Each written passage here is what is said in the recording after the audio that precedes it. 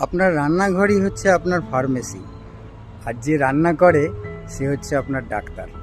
ফলে রান্নাঘরটাকে এমনভাবে সাজান যেখানে লো কার্ব, ভালো ফ্যাট এবং প্রোটিনে সমৃদ্ধ থাকে।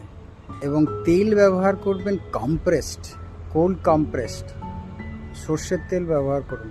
রিফাইন যে কোনো জিনিস সেটাকে বর্জন করুন। ময়দা, বেশি নুন। ফলে এইভাবে আপনার ওষুধের দোকানটাকে সাজান এবং ডাক্তারকে আপনি পরিচর্যা করুন। ভালো থাকুন। আমি Subrata, mid life transformation mentor, আপনাদের সঙ্গে সবসময়।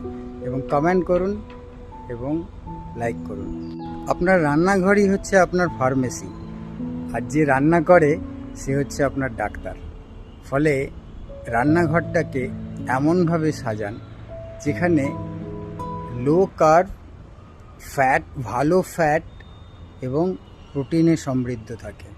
এবং তেল ব্যবহার করবেন কোল্ড কম্প্রেসড সর্ষের তেল ব্যবহার করুন।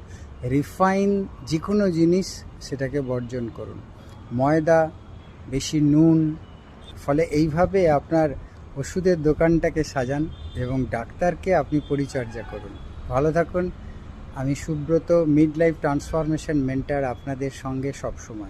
এবং কমেন্ট করুন এবং লাইক করুন।